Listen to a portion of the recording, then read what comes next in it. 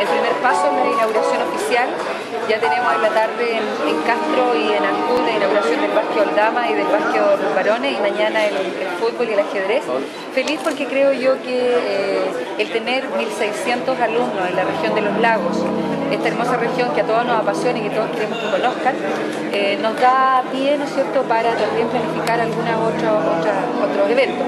Creemos que estamos en las condiciones, no solamente la capacidad organizativa, sino que también esperamos nosotros tener buenos resultados, sobre todo en el tema del atletismo, con algunas pruebas que son prácticamente de muy buenas marcas, y también los resultados en el tema del básquetbol dama, del básquetbol varón.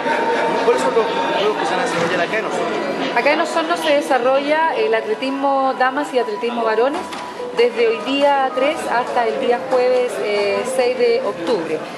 Es la delegación más grande que queda acá en Osorno, de alrededor de 600 alumnas provenientes de Arica a Punta Arenas. ¿Quiénes participan? ¿Arica, Punta Arenas? Participan todas las regiones de Chile, donde, como bien, ¿no es cierto?, se dijo en todos los discursos, tienen una etapa previa de clasificación a nivel intercurso, comunal, provincial y regional. Aquí en Osorno están los mejores atletas de Chile en la categoría 12 a 14 años. ¿Qué es lo que espera el IND con estos juegos?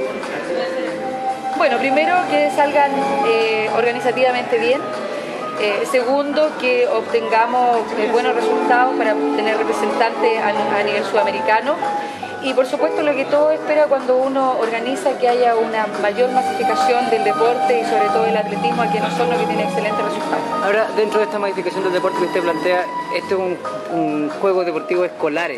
Vemos que existe un conflicto estudiantil. ¿Este conflicto ha afectado particularmente al desarrollo del deporte escolar?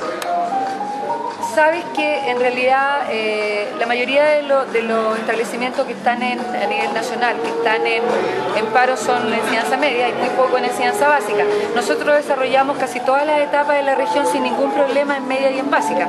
De hecho, la próxima semana se va a la delegación de 15 a 18, tenemos representantes en todas las disciplinas y participaron todos los que se habían comprometido y inscritos.